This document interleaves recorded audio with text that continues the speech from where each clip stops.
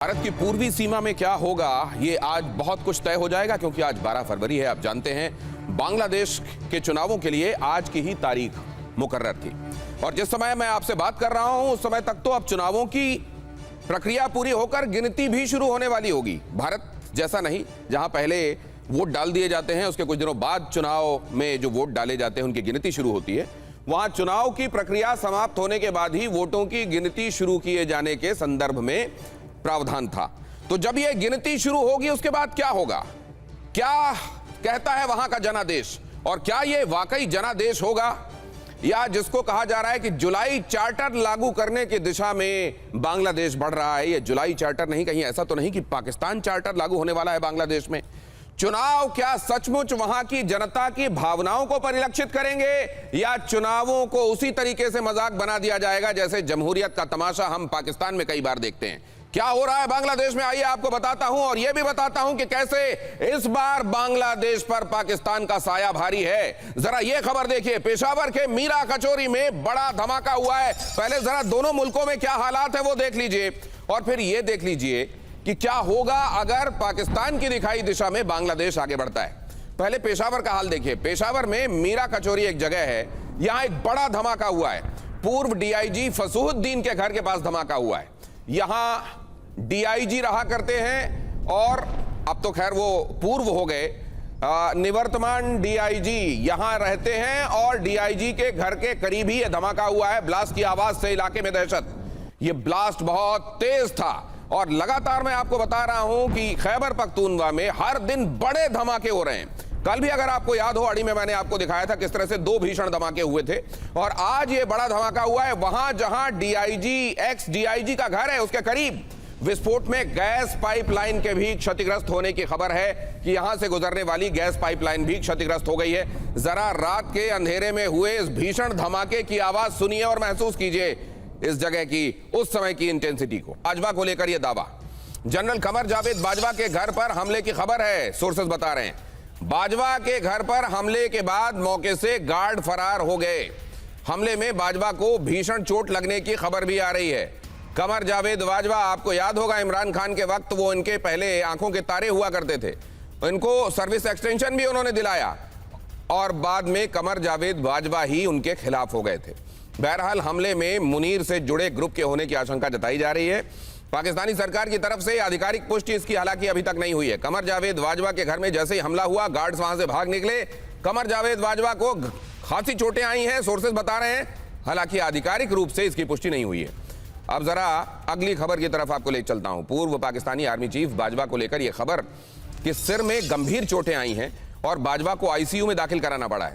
कमर जावेद बाजवा को गंभीर चोटें आई हैं और इतनी ज्यादा चोटें आई हैं कि उनको इंटेंसिव केयर यूनिट में इस समय इलाज दिया जा रहा है। रावलपिंडी मिलिट्री हॉस्पिटल में बड़ी सर्जरी की गई है क्योंकि उनके सिर में गंभीर चोटें आई थीं और उनकी प्राण रक्षा के लिए जरूरी हो गया था कि उनके सिर की सर्जरी की जाए। सिर की सर्जरी हुई है और इस समय उनको आईसीयू में रखा गया है, सोर्सेस बता रहे हैं। खैर, इसको जो वहां पर रूप दिया जा रहा है वो ये बताया जा रहा है कि बाथरूम में गिर पड़े थे और इस वजह से चोट लगी है, लेकिन असलियत क्या है इसके पहले की खबर में मैंने आपको बता दिया है।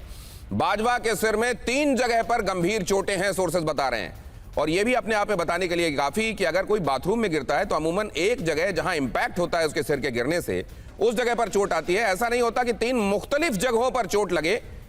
बाथरूम में फिसल कर कोई गिरता है तो करवटें बदल बदल कर चोट नहीं लगवाता अपने आप को, एक जगह चोट लगती है और वो जो एक जगह चोट लगी होती है अगर वो वाकई फिसल कर गिरे होते।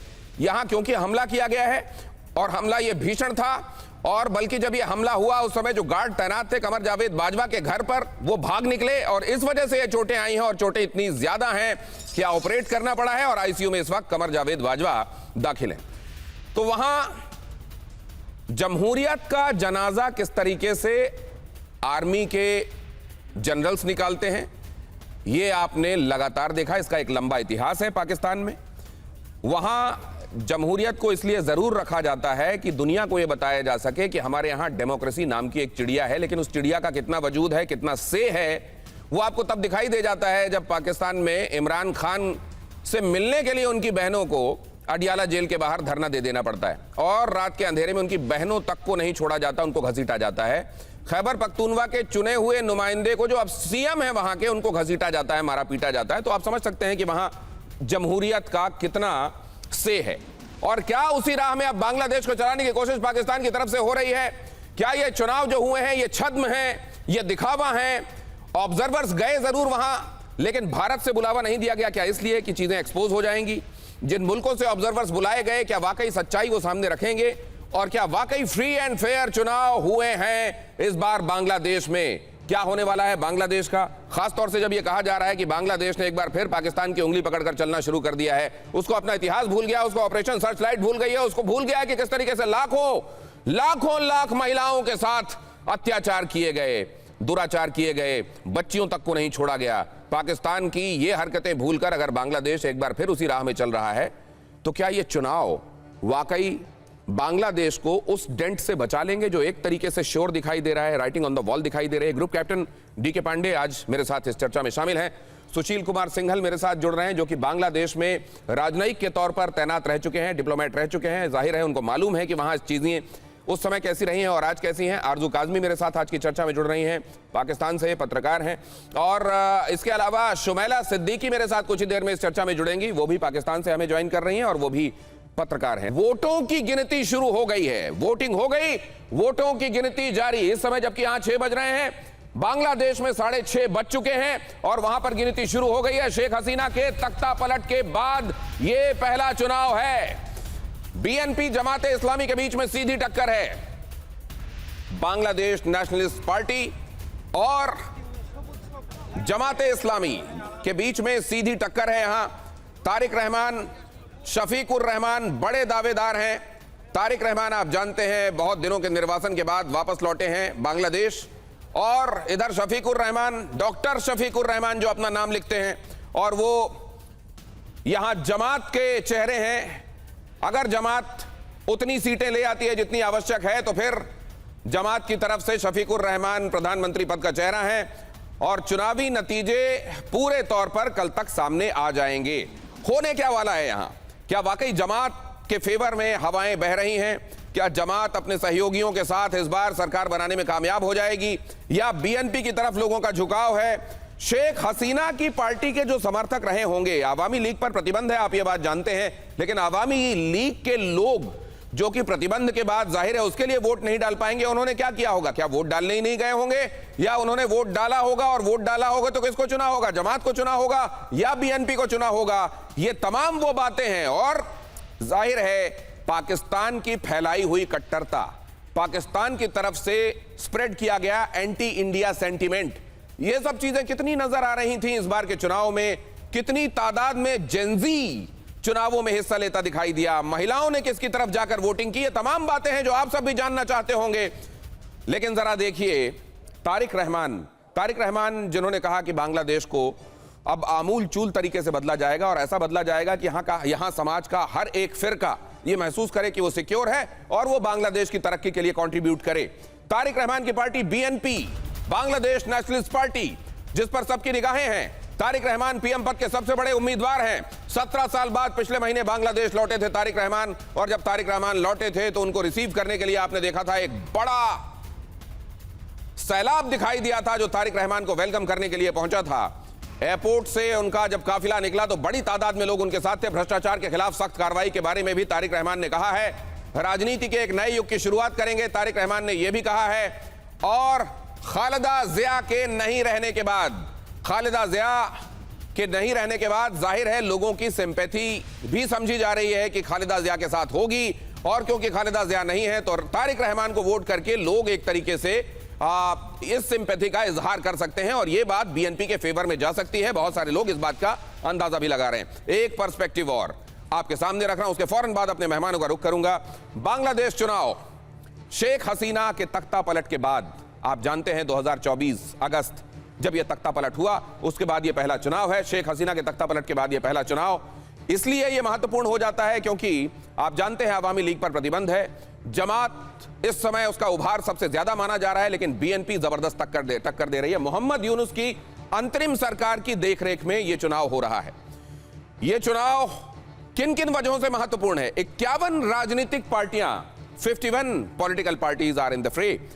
51 राजनीतिक पार्टियों में जाहिर है तमाम हर एक पार्टी जो इस समय मैदान में है वो अपने आप को अहम ही मान रही होगी, लेकिन जो अहम है वो जमात है, जो अहम है वो नेशनल सिटीजन पार्टी है, जो अहम है वो बीएनपी है। अब जरा देखिए, बीएनपी और जमात इस्लामी के बीच में यह समझा जा रहा है कि मुख्य मुकाबला जो है वो 51 में से इन दो ही पार्टियों के बीच में है। जमात इस्लामी के साथ 11 पार्टियां गठबंधन में हैं और आंदोलनकारी छात्रों का दावा एनसीपी, नेशनल सिटीजन पार्टी, यह भी जमात के साथ है। आंदोलनकारी छात्रों का दल एनसीपी और 300 संसदीय सीटों पर 2034 उम्मीदवार मैदान में है। हालांकि ये 299 गिनिए, एक में चुनाव नहीं। और जुलाई चार्टर पर एक संवैधानिक जनमत संग्रह भी कराया जा रहा है। जुलाई चार्टर असल में मालूम है आपको 2024 में शेख हसीना का तख्ता पलट और 2025 में एक चार्टर बनाया गया जिसमें कहा गया कि हमारा जो पार्लियामेंट होगा वो भी बाइकैमरल होना चाहिए, वो भी द्विसदनीय व्यवस्था होनी चाहिए, अपर हाउस लोअर हाउस होना चाहिए। और उसमें यह भी कहा गया कि अगर कोई दल सरकार नहीं बना पाता है तो कोई एक केयरटेकर गवर्नमेंट होगी जो अनबायस चुनाव हो ये इंश्योर कराने तक अपनी जगह पर रहेगी, इत्यादि इत्यादि बहुत सारी व्यवस्थाएं उसमें हैं। तो इसको लेकर भी एक रेफरेंडम कराया जा रहा है। चुनावों के साथ साथ ये रेफरेंडम भी है कि जुलाई चार्टर को लागू किया जा सकता है या नहीं। अगर लोगों ने रेफरेंडम में बहुमत दे दिया तो ये 180 दिन का 180 डेज इतना टाइम होगा कि आप इस चार्टर को भी लागू कर सके। लेकिन अब पेच कहां है? पेच यहां पर है कि ये चार्टर, ये तमाम बातें कहा जा रहा है कि छलावा हैं। इस समय एक ही चार्टर है जो चल रहा है बांग्लादेश में और वो है पाकिस्तान चार्टर। क्या ऐसा कहने वाले एग्जेजरेट कर रहे हैं या ऐसा कहने वाले ही सच कह रहे हैं? पाकिस्तान का साया पूरे तौर पर बांग्लादेश को ढक चुका है क्या? सबसे पहले आइए इसको समझने की कोशिश करते हैं और आज बांग्लादेश से जो खबरें आई, लोगों ने उसकी तर्जुमानी कैसी की, क्या दिखाई दे रहा है बांग्लादेश का मुस्तकबिल। ग्रुप कैप्टन डीके पांडे, आपके साथ शुरुआत।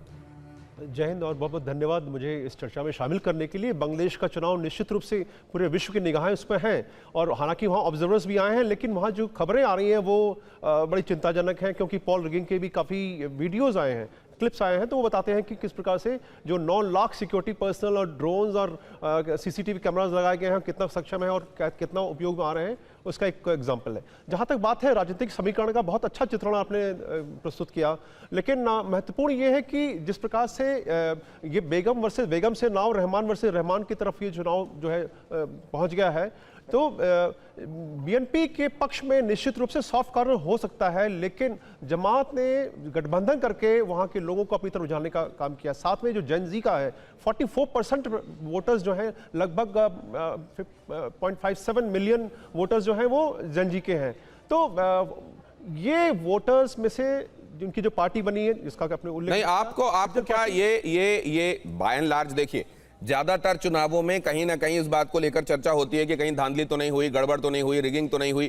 क्या उसी तरीके से कुछ एक इंसिडेंट्स आपको लगते हैं या यहां चुनाव में ज्यादातर आपको भांग घुली हुई दिखाई देती है? ये मेरा एक बड़ा सवाल है और इसको लेकर सुशील कुमार सिंघल साहब के पास भी जाऊंगा, जो कि डिप्लोमेट की हैसियत से बांग्लादेश में रह चुके हैं। आपके पास आपके सोर्सेस के जरिए क्या खबर पहुंची सुशील सर, और ये चुनाव कितना रीअश्योरिंग है बांग्लादेश के फ्यूचर को लेके? ये जो आपने सवाल किया, पहली बात तो कि कितना फ्री और फेयर इलेक्शन हुआ है वहाँ, ये कहना इस वक्त बड़ा मुश्किल है, क्योंकि कुछ इंसिडेंट्स की रिपोर्ट आई है लेकिन अभी तक पूरी तरह से खबरें नहीं आ पाई हैं कि क्या एग्जैक्टली वहाँ पर हुआ है। लेकिन जो वोटिंग परसेंटेज आ रही है, देखिए 127 मिलियन, मतलब 12-13 करोड़ जो है वहाँ वोटर हैं जो एलिजिबल हैं, लेकिन जो ऑफिशियली इंफॉर्मेशन आ रही है वो आई है करीब जो है 2 बजे तक करीब जो है 47.91, मतलब करीब 48 मतलब कितना कहना चाहिए 4 करोड़ 80 लाख लोगों ने करीब वोट डाला है कुल। और तो इसमें जो है मतलब परसेंटेज टर्म में बहुत ही कम वोटिंग यहाँ पर हुआ है। तो इससे मुझे लग रहा है कि जो अवामी लीग के सपोर्टर थे उन्होंने इसमें पार्टिसिपेट नहीं किया है, और वही मेरे ख्याल से जमात इतने दिनों से कोशिश कर रही थी, धमका रही थी लोगों को, जो मर्डर कर रही थी, जो उन्होंने वायलेंस कर रही थी सारे में, वो उसमें मेरे ख्याल से अगर ये आंकड़े सही हैं तो मेरे ख्याल से वो इसमें अपने काफ़ी हद तक सफल हो गए हैं कि जो निष्पक्ष वोटर हैं वो वायलेंस के डर की वजह से वोट नहीं किए हैं। और जो 500 ऑब्जर्वर वहाँ गए हैं उनकी क्या रिपोर्ट आएगी। भारत तो उसमें शामिल नहीं था क्योंकि उन्होंने भारत को कोई इनवाइट नहीं किया। तो निष्पक्षता की जहाँ तक बात है, मुझे नहीं मालूम कि हम कितना उसको निष्पक्ष माने, लेकिन जो आंकड़े दिखा रहे हैं वो कुछ अपनी अलग ही कहानी कह रहे हैं। और जमात, ये आप बहुत बड़ी बात कह रहे हैं और मुझको लगता है इसमें ही बहुत सारे जवाब छिपे हुए हैं। अगर 12 करोड़ का यूनिवर्स वोटर्स का है और उसमें 4 करोड़ 80 लाख ही जाकर वोट डालते हुए दिखाई देते हैं अभी तक जो आंकड़े आए हैं उसके मुताबिक, तो ये बहुत कुछ बताता है अपने आप में कि एक्चुअली वहां पर चुनाव को लेकर लोगों का इंथ्यूजियाज्म क्या रहा है वोटर्स का, और वो कितना ज्यादा इस बात से एक तरीके से कन्विंस्ड हैं कि वोट और चुनाव की इस प्रक्रिया से वो बांग्लादेश को बिल्ड करने की दिशा में कोई काम करने वाले हैं। तनवीर महमूद साहब, आपके पास भी आना चाह रहा हूं। आपके पास क्या खबरें आई पूरे दिन से, और आप ये फ्री एंड फेयर इलेक्शन हैं, इसको लेकर कितने मुतमईन हैं, रियश्योर हैं आप? Thank you invite me TV9, and it's true that in Bangladesh situation is not good, that you know that it's not an inclusive election in these countries. It's a big party like Awami League is not participate in this election, and he not participate.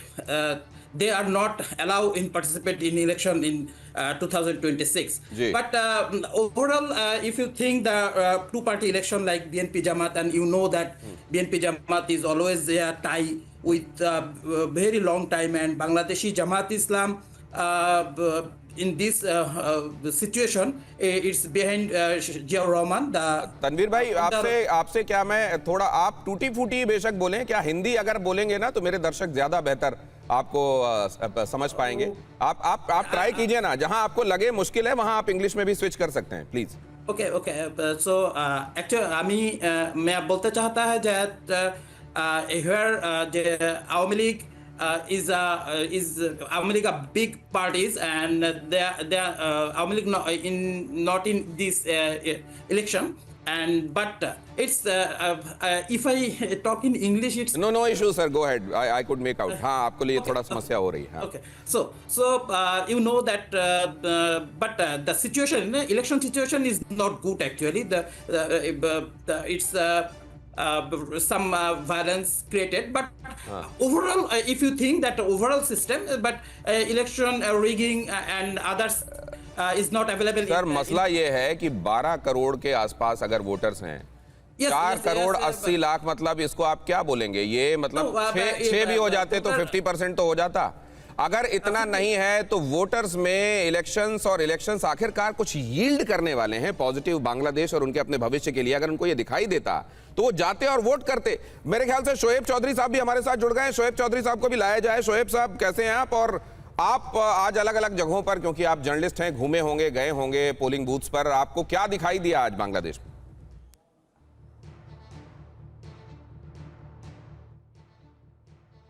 हाँ, मैंने सुबह से जब 7 बजे voting शुरू हुआ उसी वक्त से मैं पोलिंग स्टेशंस में थे, और बहुत सारे पोलिंग स्टेशंस में ढाका सिटी में हम लोग घूमे हैं। सो वोटिंग स्टेशन की जो एटमॉस्फेयर है कि लोग जा रहे हैं वोट देने के लिए, और लोगों के दिल में एक तरीके की एक्साइटमेंट भी है, पर्टिकुलरली इतने 2 साल में फिर से एक चुनाव हो रहा है। और लोग तो ये पिछले 18 महीने यूनुस की जो तोड़फोड़ चल रही है, इसके वजह से लोग बिल्कुल ही फ्रस्ट्रेटेड है। लोग चाहते हैं कि एक इलेक्टेड सरकार आ जाए और यूनुस की ये जो तानाशाही ये विदा हो जाए। और ये खासतौर से जेन जी और महिलाएं, इनका रुख क्या दिखाई दिया आपको? ये जो नई वोटर्स है, जिसको हम लोग जेन जी कहते हैं, यंग पास, या जो महिलाएं जो वोट दे रहे, बेसिकली जेन जी। मैंने जेन जीओ से बात की और मैंने पूछा कि आपकी जो पार्टी है नेशनल सिटीजन पार्टी, इसको आप वोट देंगे? बिल्कुल ही उन्होंने कहा नहीं, हम लोग ये एनसीपी को वोट नहीं देंगे, इसके लिए कि एनसीपी ये जमाती है, जमात इस्लामी है, और इसको हम लोग वोट नहीं देंगे कि हमारे देश को बर्बाद की, हमारे पढ़ाई लिखाई, विदेश में पढ़ाई लिखाई की जो अपॉर्चुनिटी को बंद करवाया, ये सब की वजह से यही रिस्पॉन्सिबल है इसके वजह से हम लोग इसको वोट नहीं देंगे। अब मैं दोबारा आपके पास आऊं अगले स्पेल से पहले एक बात और बताइए कि रेडिकल एलिमेंट्स उनका क्या इन्फ्लुएंस दिखाई दिया, कट्टरपंथ या जो जिसको कह लें कि पाकिस्तान के इशारे पर चीजें चलने वाली जो बातें हो रही थी वो क्या आपको चुनावों में दिखाई दी क्या? इस साल के इलेक्शन की सबसे जो इम्पोर्टेंट फाइट है कि मैंने जो देखा कि लोगों के दिल में एक गुस्सा है कट्टरपंथियों के ऊपर और इस्लामियों के ऊपर, जिहादियों के ऊपर, और ये एटमॉस्फेयर है। लोग चाहते हैं कि इस्लामी को विदा करे ये तख्ते से, क्योंकि अभी तो 18 महीना इस्लामी थे तख्ते पे बैठे हैं, और लोग चाहते हैं कि नहीं अभी इनाफ इसको तो शोएब साहब का नजरिया है कि रेडिकल अप्रोचेस को खारिज किया गया है इन चुनावों के दौरान, ऐसा हुआ है या नहीं हुआ है ये तो रिजल्ट्स बता देंगे। शुमैला भी हमारे साथ जुड़ गई हैं, आरजू काजमी जी भी हमारे साथ हैं। पाकिस्तान के इन्फ्लुएंस में इस समय बांग्लादेश है, और अगर बांग्लादेश है तो फिर चुनावों के दौरान भी उसका कहीं ना कहीं किसी ना किसी तरीके से स्टेक और इन्फ्लुएंस ना हो, इससे इनकार आप नहीं कर सकते, होगा ही होगा। आरजू काजमी जी, इसको लेकर वहां क्या समझा जा रहा है, वहां की मीडिया कैसे इंटरप्रेट कर रही है इसको? देखें, बिल्कुल पाकिस्तान से काफ़ी मीडिया पर्सन्स जो हैं वो एक तरह से गए हैं बांग्लादेश में कवर करने के लिए इलेक्शंस को, और यही समझा जा रहा है कि जो भी नई गवर्नमेंट आएगी पाकिस्तान के उसके साथ टर्म्स अच्छे होंगे, क्योंकि जो भी आए, लेकिन जो पहले गवर्नमेंट थी यानी कि शेख हसीना के सपोर्टर्स वो नहीं आ पाएंगे, ऐसा एक तासुर यहाँ पर लिया जा रहा है। क्योंकि लग यही रहा है कि जो कोई नई गवर्नमेंट आएगी वो शेख हसीना वाले इन्फ्लुएंस के साथ नहीं आ पाएगी, तो इसलिए पाकिस्तान जो है वो, जैसे अभी आपने क्रिकेट में भी देखा कि हम बिला वजह ही लेकिन हम बहरहाल खड़े हो गए बांग्लादेश के साथ, तो यही अब समझा जा रहा है कि जो नई गवर्नमेंट आएगी उसके साथ हमारे टर्म्स अच्छे होंगे, और अगर हमारे टर्म्स अच्छे होंगे तो डेफिनेटली भारत के अच्छे नहीं होंगे, और इसीलिए इस चीज़ को जो है काफ़ी गौर से देखा जा रहा है, कवर किया जा रहा है। बहुत सारे जर्नलिस्ट यहाँ से जो है इस वक्त बांग्लादेश में मौजूद है पाकिस्तान के। लेकिन मुझे लगता है कि रेडिकल अप्रोचेस को न सिर्फ बांग्लादेश में, जैसा शोएब अभी कह रहे थे कि बहुत पसंद नहीं किया जा रहा है बल्कि उसको खारिज किया जा रहा है, अब पाकिस्तान में भी इस बात को बड़ी शिद्दत से महसूस किया जा रहा है कि इस रेडिकल अप्रोच ने देश का नुकसान ही किया। अगर ख्वाजा आसिफ ने जो नेशनल असेंबली में बातें कही हैं, अगर उसको अंडरलाइन किया जाए तो उससे जो बड़ा एक तरीके से टेक अवे है वो यही है कि जिस तरीके से धर्म को पोर्ट्रे किया गया, मजहब को पोर्ट्रे किया गया, उसकी आवश्यकता नहीं थी और इसने नुकसान ही किया है। शुमैला को भी इस चर्चा में मिलाना चाहता हूं। शुमैला सिद्दीकी, इस कॉन्टेक्स्ट में इन चुनावों को आप कैसे देख रही हैं? सबसे पहले तो मैं आपको कहना चाहूंगी कि पाकिस्तान के जो रवाबित इस वक्त भारत के साथ हैं, वो बहुत ही कशीदगी की सूरत वो है अख्तियार कर चुके हैं, और भारत को बहुत ज्यादा इस चीज का सदमा है कि जो बांग्लादेश के साथ उन्होंने खतर में हमारे साथ किया और जिस तरह से उन्होंने हमारे साथ उसको अलग कर दिया, आज वो शर्मिंदा ताबीर हो गया, और आज हम भारत का वो जिसे कहते हैं ना ख्वाब खत्म हो गया, और हम लोग बांग्लादेश के साथ वापस वहां पे खड़े हैं। मुझे ऐसा लगता है, पाकिस्तान को भी ऐसा लगता है, हमारा उनके चुनाव को लेके, उनके इलेक्शंस को लेके इन्फ्लुएंस नहीं है, या लेकिन हम उस पे ये जरूर कहेंगे कि वो पाकिस्तान के साथ खड़े हैं और हम भी उनके साथ खड़े हैं। जैसे क्रिकेट को लेके हम लोगों ने उनका साथ दिया और उनके साथ एक स्टैंड लिया जो कि एक बहुत बड़ा स्टैंड था, और मोहसिन नकवी ने, हमारे प्राइम मिनिस्टर ने, ठीक है चीजें रिवाइज हुई, हमारी शर्तों पे दोबारा से वो चीजें खेली जा रही हैं, लेकिन इस वक्त इलेक्शन के हवाले से इंशाल्लाह ताला जो भी गवर्नमेंट आएगी वो इस खित्ते के अमन के लिए बेहतरी लेकर आएगी। जो खित्ते के लिए इस टाइम खतरा भारत बना हुआ है उसको जो है ना वो एक बहुत बुरी शटअप कॉल मिलने वाली है। तो शुमैला, जब आप कह रही हैं कि कशीदगी जो है वो बढ़ी हुई है और जब आप कह रही हैं कि सदमा लगा हुआ है और ये सदमा बढ़ गया है, तो मुझे लगता है वो सदमा आज तक कायम है 71-72 वाला। वो इस लिहाज से कायम है कि वो जो आपका पूर्वी हिस्सा था वो एक अलग देश है और ये रियलिटी आपको माननी पड़ेगी। और नहीं, मैं वही कह रहा हूं कि ये कंसोलेशन प्राइज आप रख कर खुश रहें और आप यही माने कि हम सदमे में हैं, कोई समस्या नहीं है। लेकिन बांग्लादेश इस बात को बहुत अच्छे से समझता है कि जिसके साथ उसकी इतनी लंबी सरहद लगती है, उस देश के साथ उसको कैसे रहना है। मुझे लगता है अगर ऐसा नहीं होता तो जमात भी इलेक्शंस के दौरान यह बात नहीं कह रही होती कि हमको इंडिया के साथ अपने रिलेशंस को बहुत अच्छा रखना है। डीके पांडे सर, इस बात को आपने भी अंडरलाइन किया उस दौरान। मैं कैंपेनिंग में देख रहा था कि न सिर्फ एक हिंदू को उन्होंने वहां पर टिकट भी दी, बल्कि जमात यह भी कह रहा था कि हमको भारत के साथ बड़े अच्छे रिश्ते चाहिए। ये जो ओपिनियन पाकिस्तान में, वो तो हमने देखा अभी जो शुमैला जिसको रिप्रेजेंट करती हैं, लेकिन एक्चुअलिटी क्या है बांग्लादेश में? देखिए, आप सही कह रहे हैं कि ये अब जब जमात जो है कहा जाता है कि वो एंटी इंडिया है और प्रो पाकिस्तानी है, देखिए उसमें कोई हर्ज नहीं है, उनका स्टांस है जैसे वो रखना चाहे। लेकिन अगर वो आते हैं सत्ता में तो निश्चित रूप से अपने पड़ोसी के साथ अगर संबंध उनके अच्छे नहीं होंगे तो बहुत मुश्किलात होंगी दोनों देशों के लिए। देखिए, हमारी जो आर्थिक स्थिति है हम सर्वाइव कर सकते हैं, लेकिन बांग्लादेश क्या अफोर्ड कर सकता है, ये बहुत बड़ा प्रश्न चिन्ह है जिसका उत्तर उनको देना होगा। जिस प्रकार से अमेरिका इंटरेस्ट ले रहा है, और ये डायरेक्ट इंटरेस्ट उसका नहीं है, वो पाकिस्तान के थ्रू अपने इंटरेस्ट साध रहा है। तो जो अभी डील हुई है 9 फरवरी को, उसमें जिस प्रकार से मुल्क को जो है किस प्रकार हैंडल किया गया है, मोहम्मद यूनुस ने क्या हैंडल किया है, हमें सब पता है। तो हम सबको पता है इस बात का। तो पाकिस्तान के थ्रू ऑब्जेक्टिव वो अचीव करने की बात चल रही है अमेरिका के द्वारा। नंबर 2, चाइना के जो इंटरेस्ट हैं वो भी कम नहीं है, क्योंकि उन्होंने भी बहुत इन्वेस्ट किया है। बांग्लोर पोर्ट को मॉडर्नाइज करने की बात कही जा रही है, साथ में जो ट्रेड डील्स हैं। नहीं तो ये बात, ये तो भैया ये ख्वाजा आसिफ जिस बात को कल नेशनल असेंबली में कहकर हटे हैं कि हमको अमेरिका ने टिश्यू नहीं बल्कि टॉयलेट पेपर की तरह इस्तेमाल किया और फेंक दिया, तो मुझे लगता है कि अगर इस तरह के पावर्स के हाथों में खेलना कोई मुल्क अपनी नियति बनाता है, अपना एक तरीके से अपना मुकद्दर बनाता है, तो फिर उसके साथ वही होता है, आज नहीं तो कल उसको रियलाइज होता है। और ये बड़े पावर्स जाहिर है इस पर हमेशा निगाह रखते हैं कि कौन कौन हमारी कठपुतली बनने के लिए तैयार है। बांग्लादेश को भी तय करना पड़ेगा, पाकिस्तान के इशारे पर चलना उसको गवारा है क्या? जमात इस्लामी के प्रमुख डॉक्टर शफीकुर रहमान, उनका बयान क्या आया? बांग्लादेश में कोई अल्पसंख्यक नहीं है। शफीकुर रहमान ने कहा यहां तो कोई माइनॉरिटी है ही नहीं, शफीकुर का कहना है।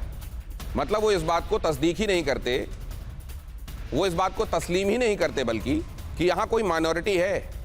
वो कहते हैं हिंदू प्रथम श्रेणी के नागरिक हैं। इसको आप पॉजिटिव देखना चाहते हैं या इस तरीके से देखना चाहते हैं कि वो खारिज करते हैं कि कोई माइनॉरिटी है तो माइनॉरिटी को प्रोटेक्शन का जो अतिरिक्त जिम्मा किसी देश के ऊपर होता है वो उसको शर्क करना चाहते हैं, वो हटाना चाहते हैं। वो आप देखिए, आस्था के आधार पर भेदभाव नहीं हो सकता, शफीकुर रहमान ने कहा। भारत के साथ संबंध प्राथमिकता, शुमैला भी जी भी ये सुन रही होंगी कि भारत के साथ संबंध प्राथमिकता, ये डॉक्टर शफीकुर रहमान कह रहे हैं। जमात और जमात को प्रमोट करने में पाकिस्तान और आईएसआई ने पूरा जोर लगाया है। ये बात एक ओपन सीक्रेट है, ये मेरे बताने से शुमैला जी को पता चलेगी, ऐसा नहीं है। अब आगे देखिए जरा, यह भी कहा गया कि भारत हमारा सबसे करीबी पड़ोसी है। डॉक्टर शफीकुर रहमान ने कहा कि भारत हमारा सबसे करीबी पड़ोसी है और उसके साथ संबंधों को अच्छा रखना और बेहतर करना ये हमारे लिए प्रायोरिटी है। शुमैला जी, सुना आपने? लगता है कि बांग्लादेश आपके साथ खड़ा होगा, कभी भी नहीं खड़ा होगा। बांग्लादेश को आप लोग एक्सपोज हो चुके हैं बांग्लादेश के आगे। जो आप लोगों ने शफून मारा, जो आप लोगों ने इतने सालों में उनके साथ किया, क्या हुआ आज? क्या हुआ आज? वो सब कुछ कहाँ पर है? आज बांग्लादेश पाकिस्तान एक पेज पे खड़े हैं। हमें इससे फर्क नहीं पड़ता कि बांग्लादेश अलग मुल्क बन गया, बहुत अच्छी बात है, वो तरक्की कर रहे हैं, हमारे भाई हैं, अच्छी बात है, उनको तरक्की करनी चाहिए। हम एक दूसरे का साथ लेके चलेंगे, इस खत्ते में अमन लेकर आएंगे। हम इस खत्ते में अमन की बात करते हैं, भारत ने तो कभी अमन की बात की नहीं। आप तो एग्जाम्पलीफाई करती हैं मैम, ये बात तो माननी पड़ेगी। ये बात जो आपने कही है शुमैला जी, बहुत इंपॉर्टेंट बात है। मैं अपने दर्शकों के लिए दोहरा देता हूं कि पाकिस्तान की सोहबत में बांग्लादेश इस खित्ते में, मतलब इस सब कॉन्टिनेंट में वो अमन लेकर आएंगे। देखिए ना कितनी अमन है खुद पाकिस्तान के अंदर। आप देखिए खैबर पख्तूनवा अमन की मिसाल बना हुआ है, बलूचिस्तान अमन की मिसाल बना हुआ है, और इस तरीके से अब बांग्लादेश के साथ दोस्ती एक नया अमन लेके आएगी। ये जो ऑप्टिमिज्म है, इस ऑप्टिमिज्म की हम तारीफ करते हैं Shumaila ji. Hoping against the hope is optimism. जब सब कुछ अच्छा ही चल रहा हो और उस समय आप उम्मीद करें तो कौन सी उम्मीद? जब एकदम बेड़ा गर्क हो रहा हो और आप कहें कि नहीं नहीं हमारा बेड़ा तो अब 7 समंदर पार होने वाला है, उसी को उम्मीद का। नहीं, बहुत अच्छी बात है, लेकिन मैं इसको लेकर अब थोड़ा रियलिस्टिक व्यूज के लिए जाना चाहता हूं। बांग्लादेश में पूर्व राजनयिक रहे हैं, हमारे साथ जुड़े हुए हैं सुशील साहब, उनके पास, सुशील साहब के पास जाता हूं। सुशील साहब, ये एक ऐसा पेच है जिसको समझने, जिसको डिकोड करने में अभी से लोग लगे हुए हैं। व्हाट आफ्टर दिस इलेक्शन, जो भी आता है पावर में, वो इंडिया के साथ प्रायोरिटी में वाकई अच्छे संबंध रखेगा? ये कंपेलिंग है या सब्जेक्ट टू कंडीशन है कि वहां कुर्सी पर कौन बैठता है? सुशील साहब, देखिए बात यह है कि अगर हम पिछला इतिहास उठा के देखें, जब से बांग्लादेश बना है, बांग्लादेश में जो भी सरकार वहां पे आई है उन्होंने उनके थोड़े ख्यालात में अंतर आता है, क्योंकि हर पार्टी की अपनी आइडियोलॉजी होती है। लेकिन भारत से संबंध सभी ने अपने बनाने की कोशिश की है, और ये कोशिश की है कि उनके कोई बिगड़े नहीं संबंध। और मैं कहूँ इंटरिम गवर्नमेंट जिसके अपने अलग उनकी पॉलिसीज़ हैं, लेकिन जब उनको आवश्यकता पड़ती है वो भारत के पास ही आते हैं। अभी हमने जैसे पिछले महीने ही हमने 50,000 टन उनको राइस दिया, चावल दिया। पाकिस्तान से तो नहीं आ पाया, या चाइना से तो नहीं आया वहाँ पे। वो बांग्लादेश में जो भी गवर्नमेंट आएगी, जो भी वहाँ के हुक्मरान हैं, उन सबको रियलाइज़ होता है कि भारत ही एक उनका मददगार होता है जब उनको आवश्यकता पड़ती है। तो ये पाकिस्तान जो बात हो रही है, मैं इसमें बहुत ज़्यादा नहीं कहना चाहता, क्योंकि बड़ा खुश होने की बात है उनको अपने लिए, क्योंकि जो अभी इंटरिम गवर्नमेंट है, जो कि लेजिटिमेट गवर्नमेंट भी नहीं है, उन्होंने उनको थोड़ी उसके साथ में दोस्ती बढ़ाने की कोशिश की है। तो वो उसमें अमन और वो पता नहीं क्या क्या बनाने लगे उसमें। पहले अपने तालिबान 2 के साथ में उनके क्या संबंध है, अफगानिस्तान में क्या संबंध है, और जैसा आपने कहा बलूचिस्तान और पख्तूनिस्तान में क्या हो रहा है, और उनके खुद रक्षा मंत्री क्या बोल रहे हैं उनकी पार्लियामेंट में, उस पे तो थोड़ा ध्यान दे लें पहले, वो बोलने से पहले इसके विषय में। और जहां तक बांग्लादेश की आने वाली गवर्नमेंट का सवाल है, भारत भी यही कह रहा है कि आने वाली गवर्नमेंट जो भी होगी हम उसके साथ में बातचीत करेंगे, उसके साथ में संबंध रखेंगे। और जिस तरह के स्टेटमेंट दोनों ग्रुप्स के आ रहे हैं, बीएनपी हो या जमात हो, दोनों ही कह रहे हैं कि हम भारत के साथ में अच्छे संबंध रखना चाहेंगे और कोशिश पूरी हमारी करेंगे कि हमारे साथ उनके संबंध बने रहें। आई थिंक ये बहुत क्लियर है इस बात, दोनों के स्टेटमेंट से, दोनों ग्रुप के स्टेटमेंट में, दोनों ही ग्रुप ये स्टेटमेंट दे रहे हैं। सुशील साहब, आपकी इस बात को थोड़ा एक्सटेंड करता हूं, आपके पास वापस लौटने की परमिशन दीजिए मुझे। दोनों को संबंध रखना पड़ेगा, ये कंपेलिंग भी है, जियोग्राफिकली कंपेलिंग है। अगर आप ऐसा नहीं करेंगे तो उधर देखिए पाकिस्तान के साथ अफगानिस्तान क्या कर रहा है, अफगानिस्तान और पाकिस्तान के बीच में रिश्ते क्या है, आखिर वो भी भाई ही हैं उस हिसाब से। अगर आप देखा जाए, कलमा तो वो भी पढ़ते हैं, और ये भी कि आज उनसे बड़ा कोई दुश्मन इनको दिखाई नहीं देता। वो कहते हैं कि टीटीपी हमारे यहां जो कर रहा है वो तो असल में उनके इशारे पर कर रहा है, और खित्ते में अमन लाने की कोशिशें कितनी पुरजोर तरीके से होती हैं बताने की आवश्यकता नहीं। लेकिन अगर ये अगर बांग्लादेश के पीएम बनते हैं, कौन बनता है तो क्या होगा, ये एक बड़ा सवाल है। कौन बनता है? अगर मान लीजिए तारिक बनते हैं, तारिक रहमान बनते हैं, बीएनपी को मिल जाता है मैंडेट और तारिक रहमान अगर बनते हैं, तो बांग्लादेश फर्स्ट की नीति अपनाएंगे। उन्होंने ये बात पहले से कह दी है कि बांग्लादेश हमारे लिए सर्वोपरि होगा, और जाहिर है जो प्रीमियर होगा उसके लिए यह कहना आवश्यक और लाजमी भी है। बांग्लादेश फर्स्ट की नीति, अर्थव्यवस्था $1 ट्रिलियन की बनाने का वादा भी, बीएनपी का रुख भारत विरोधी जरूर रहा है। आप जानते हैं खालिदा जिया के जमाने से ही फिलहाल भारत के प्रति वो जो हैं वो पर्सनली अगर बात करें तारिक तो नरमी दिखा रहे हैं। डॉक्टर शफीकुर रहमान की बात कर लीजिए, जमाते इस्लामी, ये जो बात कही जा रही है अभी शुमैला जी की तरफ से, उनको एक तरीके से स्टेटमेंट से एक जवाब है कि भारत क्यों प्रायोरिटी नंबर 1 रहेगा। शफीकुर रहमान, जमाते इस्लामी क्या कह रहे हैं? बांग्लादेश में शरिया कानून लागू होगा, कट्टरपंथियों का प्रभाव बढ़ेगा। भारत के लिए जाहिर है, ये पहले इसकी तर्जुमानी समझ लीजिए कि अगर शफीकुर रहमान कुर्सी पर आते हैं तो परसीव कैसे किया जा रहा है इसको। यह समझा जा रहा है कि बांग्लादेश में शरिया कानून लागू होगा, कट्टरपंथियों का प्रभाव बढ़ेगा और भारत के लिए स्थितियां चुनौतीपूर्ण होंगी।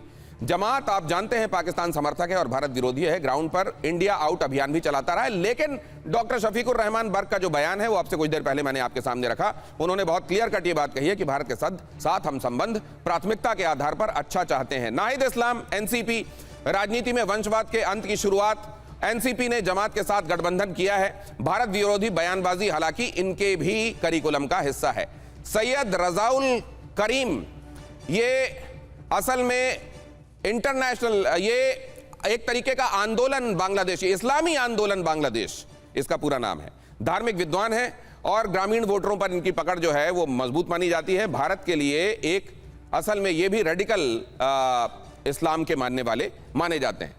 अब जरा ये खबर भी देखिए कि बीएनपी ने, बांग्लादेश नेशनलिस्ट पार्टी बीएनपी ने जमाते इस्लामी पर वोट खरीदने का आरोप लगाया है। जमाते इस्लामी पर धांधली का आरोप लगाया है बीएनपी ने, चुनाव प्रक्रिया में बाधा डालने का आरोप लगाया गया। चुनाव प्रक्रिया में बाधा डालने का आरोप लगाया, जमाते इस्लामी ने पैसे देकर वोटर्स को खरीदा है, बीएनपी ने यह बात कही है। और अगली खबर देखिए, बांग्लादेश चुनाव में बूथ कैप्चरिंग, चुनाव में धांधली के आरोप, जमाते इस्लामी कार्यकर्ताओं की बूथ कैप्चरिंग। सिद्धिरगंज यहां पर है, वहां धनकुंडा में मतदान केंद्र में बूथ कैप्चरिंग हुई। जमाते इस्लामी ने बैलेट पर मोहर खुद ही ठोक दी। चुनाव से पहले ही पेटियों में भर दिए मतपत्र। जमाते इस्लामी के पक्ष में बूथ कैप्चरिंग की गई और उसकी तस्वीरें भी सामने आ गई हैं और इसीलिए कहा जा रहा है कि कई जगहों पर रिगिंग हुई है। अब जरा बहुत जल्दी से यह भी देख लीजिए, बांग्लादेश चुनाव पर पाकिस्तान का प्रभाव है या ये एक काल्पनिक स्थिति है, या है लेकिन उतना नहीं है जितना दुनिया परसीव कर रही है। देखिए जरा, शेख हसीना के तख्तापलट के बाद पाकिस्तान से कुर्बत बढ़ी। अगस्त 2025 में पाकिस्तान के डिप्टी पीएम इशाक डार का 3 दिवसीय दौरा हुआ। जमात नेताओं के साथ इशाक डार ने सीक्रेट मीटिंग की थी। जनवरी 2026 से ढाका इस्लामाबाद के बीच सीधी उड़ानें फिर से शुरू हुई। आईएसआई के एजेंट चुनाव को प्रभावित करने के लिए 6 महीने से ग्राउंड पर मौजूद थे। आईएसआई से जमात को फंडिंग मिलने की भी खबर आई। बांग्लादेशी मीडिया को पाकिस्तानी चैनल्स के जरिए फंडिंग हुई। अशांति फैलाने वाले सोशल मीडिया हैंडल पाकिस्तान से ऑपरेट होते रहे और इंडिया आउट कैंपेन के लिए Pakistani social media accounts active रहे। इन तमाम फैक्ट्स की रोशनी में एक बात और ध्यान में रखिए, मूल तौर पर यह माना जाता है कि बांग्लादेश में करीब 30 से 35% वोटर्स जो हैं वो खालिदा जिया के अवामी लीग के रहे हैं और बीएनपी के भी इतने ही लगभग 30 से 35% वोटर्स रहे हैं। जमात के वोटर्स अभी तक केवल 8% माने जाते हैं। तो कहीं ऐसा तो नहीं कि जमात जमात जमात जो कहा जा रहा है, जब नतीजा आए तो चीजें बहुत ज्यादा सरप्राइजिंग हो, यह भी एक बड़ा सवाल है। डीके पांडे सर, यह भी एक सूरत बन रही है। देखिए तस्वीर क्या होगी ये, क्योंकि इतने सारे वेरिएबल्स बढ़ गए ना। अगर फेयर एंड क्लीन इलेक्शंस होते तो शायद कुछ तस्वीर साफ होती, लेकिन जिस प्रकार से इनपुट्स आ रहे हैं वो बड़ा चिंताजनक है। तो कुछ कहना मुश्किल है, क्योंकि कई जगह ये भी कहा गया कि चुनाव शुरू होने से पहले जो है वो मतपत्र उसमें ठप्पा लाकर डाल दिया गया। तो ऐसी खबरें भी आ रही है, लेकिन अभी पुख्ता होना बाकी है। उनका सपोर्ट क्या होगा? अब ये जो हमारे साथ जो जर्नलिस्ट जुड़े हुए हैं पांडे सर, ये बांग्ला एडिटर हैं ग्लोबल इन्वेस्टिगेटिव जर्नलिज्म नेटवर्क के, GIJN, मतलब इन्वेस्टिगेटिव जर्नलिज्म ये करते रहे हैं, तनवीर महमूद साहब। तनवीर महमूद साहब, ये अगर मान लीजिए गड़बड़ियां हुई भी हैं तो ये इक्का दुक्का हैं या बड़े पैमाने पर गड़बड़ियां हुई हैं? No. Election violence is not really significant because you know the last night some rigging and some parties claim actually that there's some election is not good, but it's not a measure because you know the Bangladeshi people's last 2008 they got their vote in Bangladesh and last 2014, 18 and तो ये जो आपने कहा sir, ये बहुत महत्वपूर्ण बात है कि चलिए ये मानते हैं कि ये ऐसा पूरे इलेक्शंस में व्यापक तौर पर हुआ है, ऐसा नहीं माना जाएगा। बांग्लादेश में ये जो चुनाव हैं ये दिखावा है क्या ये कट्टरपंथ को बढ़ावा देने के लिए तमाम एक्सरसाइज चल रही है और वो कट्टरपंथ लेजिटिमाइज हो जाए, इसके लिए प्रोसेसेस को भी अपनाया जा रहा है ताकि ये कहा जा सके कि देखिए हम तो जमहूरियत के सारे जो प्रोसेसेस हैं उसको अपनाते हुए आगे बढ़ रहे हैं। अब कट्टरपंथ है तो हम क्या करें, यही जनता की मांग है। बांग्लादेश की मुख्य पार्टी अवामी लीग पर प्रतिबंध आप जानते हैं लगा दिया गया। ऐसे में इन चुनावों को कितना सही माना जाए? अवामी लीग को आतंकवाद विरोधी अधिनियम के तहत बैन कर दिया गया।